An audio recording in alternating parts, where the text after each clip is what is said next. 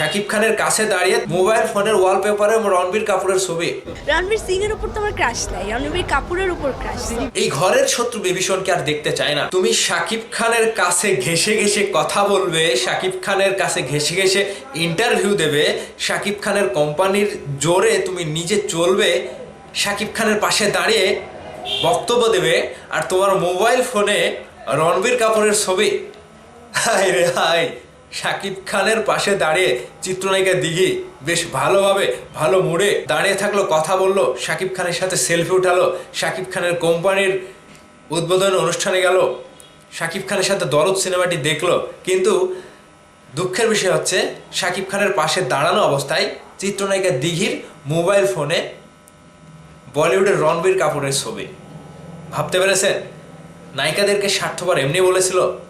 বাংলার যারা নায়িকারা বর্তমানে রয়েছে এরা শাকিব খানের ধারের কাছে এসে ঘেসে ঘেসে শাকিব খানের নামের সাথে তাদেরকে জড়িয়ে একটা সেলফি তুলে ভিডিও করে কথা বলে এগুলো সোশ্যাল মিডিয়াতে ছাড়িয়ে নিজেদের একটা জনপ্রিয় কিংবা আমরা খুব শাকিব খানের কাছের মানুষ কিংবা শাকিব খান আমাদের খুব ক্লোজ এগুলো বোঝাতে যাচ্ছে। মূলত শাকিব ভাইয়ের সাথে সিনেমা করার যোগ্যতা বাংলাদেশের কোনো নায়িকার নাই। আর চিত্রনায়িকা দিঘির কথা কি বলবো, তিনি তো ছোটবেলাতে ভালো ছিল, এখন যে দিঘি থেকে যখন সাগর হয়ে গিয়েছে না, তখন তার বিষয়টা উল্টো। সাগরে তো অনেকেই সাঁতার কাটতে পারে, কিন্তু মেগাস্টার শাকিব খানের সাথে কিন্তু সিনেমা করে করে তার জনপ্রিয়তা বেড়েছে। ছোটবেলায় যে দিঘি ছিল এখন বড় হয়ে সেই দিঘি নাই। শাকিব খানের কাছে দাঁড়িয়ে তার মোবাইল ফোনে রণবীর কাপুরের ছবি, মোবাইল ফোনের ওয়ালপেপারে রণবীর কাপুরের ছবি। আমি এরকমও শুনেছিলাম রণবীর কাপুরের জন্য তিনি একেবারে পাগল, রণবীর কাপুরের জন্য তিনি একেবারে তার ঘুম হারিয়ে গেছে, রণবীর কাপুর বিয়ে করার জন্য তার ঘুম নাই চোখে। একটা লজ্জার বিষয় না? আপনার মোবাইল ফোনে রণবীর কাপুরের ছবি নিয়ে আপনি মেগাস্টার শাকিব খানের পাশে দাঁড়ালে তুমি দেখি এটা কি হয়? এটা কি শাকিবিয়ানরা মেনে নেবে?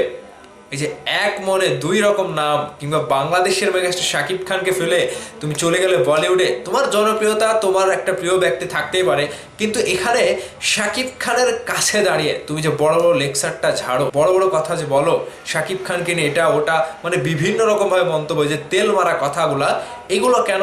তোমার জনপ্রিয়তার শীর্ষ নায়ক রণবীর কাপুর, শাহরুখ খানও না। শাহরুখ খানও হেরে গিয়েছে তোমার কাছে, কোনো প্রিয় ব্যক্তি তোমার কাছে শাহরুখ খানও না। তাহলে বাংলাদেশের মেগাস্টার শাকিব খান যখন হাজার হাজার লক্ষ লক্ষ মেয়েদের ক্রাশ, লক্ষ লক্ষ মেয়েদের ভালোবাসার রাজকুমার, সেখানে শাকিব খান তোমার কাছে কিচ্ছুই না, তোমার মোবাইল ফোনের ওয়ালপেপারে রণবীর কাপুরের ছবি। ভাবতে পেরেছেন দর্শক?